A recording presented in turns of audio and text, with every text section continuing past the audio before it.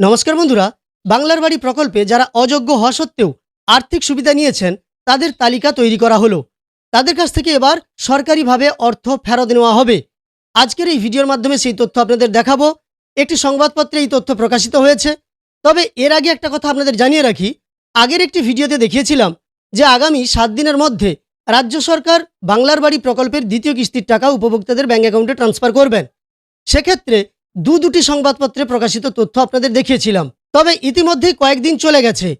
এবার এক সপ্তাহের মধ্যে বা 7 দিনের মধ্যে যে বাংলার বাড়ির দ্বিতীয় কিস্তি দেওয়া সম্ভব নয় সেটা বোঝা যাচ্ছে, কারণ কোনো রকম সার্ভে কিংবা সমীক্ষার কাজ দ্বিতীয় দফায় শুরু হয়নি। যদি আপনাদের এলাকায় কোথাও সার্ভের কাজ শুরু হয়ে থাকে অবশ্যই কমেন্টে জানাবেন। তবে যেহেতু সার্ভে বা সমীক্ষার কাজ সম্পূর্ণ হয়নি, তাই কোনোভাবেই টাকা দেওয়া সম্ভব নয়। আর একটি কথা ওই ভিডিওতে আপনাদের আমি জানিয়েছিলাম যে প্রধানমন্ত্রী আবাস যোজনার মাধ্যমে নতুন করে 10 লক্ষ উপভোক্তাকে বাড়ি তৈরির টাকা দেওয়া হবে এবং 20 জুলাইয়ের মধ্যে সেই টাকা দেওয়া হবে। এই কথা কিছুটা হলেও সত্যি হয়েছে, কারণ আজ জনকল্যাণ শিবিরের উদ্বোধন করতে গিয়ে মাননীয় মুখ্যমন্ত্রী নিজের মুখে ঘোষণা করেছেন যে জুলাইয়ের 20 তারিখের মধ্যে প্রধানমন্ত্রী আবাস যোজনার আর্থিক সুবিধা দেওয়ার জন্য সার্ভে বা সমীক্ষার কাজ শুরু হবে। আগামী 20 জুলাইয়ের মধ্যে আবাস যোজনাতে সার্ভে হচ্ছে।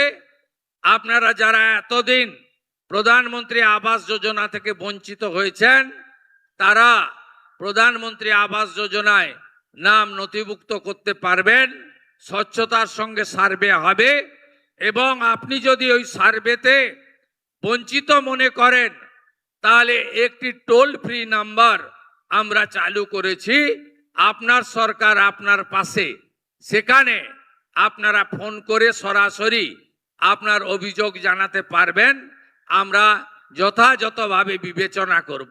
কিন্তু বাংলার বাড়ি প্রকল্প নিয়ে বা বাংলার বাড়ি প্রকল্পের দ্বিতীয় কিস্তি নিয়ে কোনো রকম কিছুই বলেননি। যাই হোক, যারা অযোগ্য হওয়া সত্ত্বেও টাকা পেয়েছিলেন, এটাও একটা সংবাদপত্রে তথ্য প্রকাশিত হয়েছে, সেটাই আপনাদের এই ভিডিওতে দেখাবো।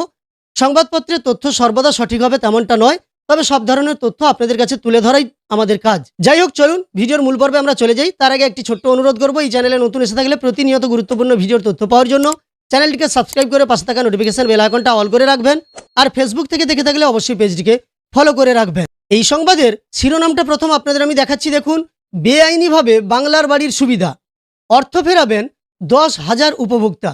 এবং এই সংবাদে যা বলা হয়েছে, বাংলার বাড়ি প্রকল্পে বেআইনিভাবে সুবিধা নিয়েছেন যারা, তাদের এবার সেই অর্থ ফেরত দিতে হবে সরকারকে। ইতিমধ্যে এই ধরনের উপভোক্তাদের তালিকা তৈরির কাজ চলছে জেলায় জেলায়।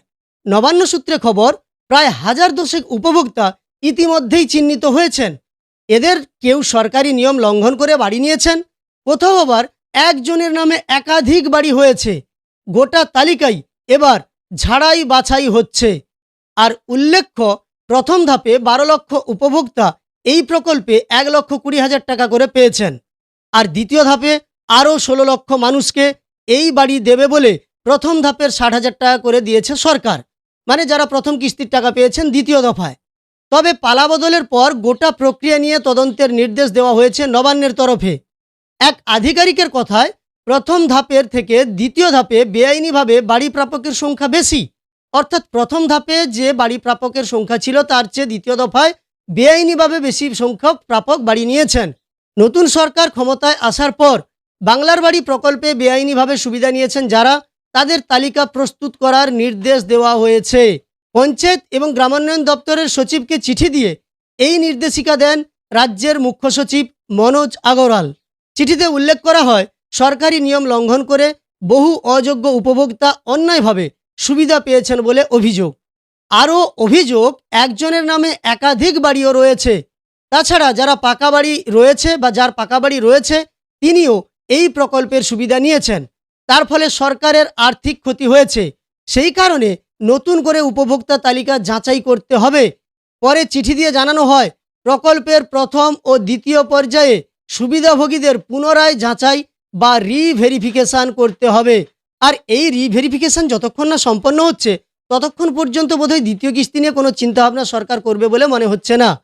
যাই হোক, আবারও বলা হয়েছে, নতুন নির্দেশে বলা হয়েছে যেসব সুবিধাভোগী পুনরায় যাচাইয়ের সময় অযোগ্য বলে চিহ্নিত হয়েছেন তাদের তথ্য আবার পরীক্ষা করা যেতে পারে।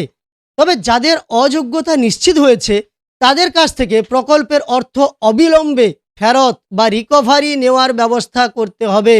অর্থাৎ অবিলম্বে যারা অযোগ্য চিহ্নিত হয়েছেন তাদের অর্থ ফেরানো হবে, এমনটাই বলা হয়েছে। দপ্তর জানিয়েছে উদ্ধার করা অর্থ নির্দিষ্ট ট্রেজারি হেড অফ অ্যাকাউন্টে, এখানে কিন্তু ট্রেজারির অ্যাকাউন্টটাও দিয়ে দেওয়া হয়েছে, এই অ্যাকাউন্টে টিআর ফর্ম 7-এর মাধ্যমে জমা করতে হবে। অর্থ ফেরতের পর সংশ্লিষ্ট ব্লককে রিকভারি মডিউলে সুবিধাভোগীর আইডির বিপরীতে আদায়ের পরিমাণ নথিভুক্ত করতে হবে এবং টিআর ফর্ম 7-এর কপি আপলোড করতে হবে। জেলাগুলিকে নির্দেশ দেওয়া হয়েছে দ্রুত এই পুনরায় যাচাই ও অর্থ উদ্ধারের কাজ সম্পূর্ণ করে চূড়ান্ত রিপোর্ট জমা দিতে হবে। পাশাপাশি সংশ্লিষ্ট জেলায় যথাযথ ও সতর্কতার সঙ্গে যাচাই করা হয়েছে বলে একটি প্রত্যয়নপত্রও জমা দিতে হবে। উল্লেখ্য, আগের সরকারের আমলে প্রধানমন্ত্রী আবাস যোজনায় দুর্নীতির অভিযোগ ওঠে বারবার। একাধিকবার কেন্দ্রীয় টিম রাজ্যে আসে, তদন্ত করে আবাসের এই প্রকল্পে আর টাকা বরাদ্দ করেনি কেন্দ্র। তারপর আগের তৃণমূল সরকার বাংলার বাড়ি প্রকল্প চালু করে, তাতেই বাড়ি পান উপভোক্তারা। যাই হোক, এই সম্পূর্ণ সংবাদের মাধ্যমে আমরা দেখতে পেলাম যে বাংলার বাড়ি প্রকল্পে আগে অযোগ্য উপভোক্তাদের বেছে নেওয়া হচ্ছে এবং তাদের কাছ থেকে অর্থ উদ্ধারের জন্য সরকার তাদের নির্দিষ্ট পরিকল্পনা নিয়েছেন।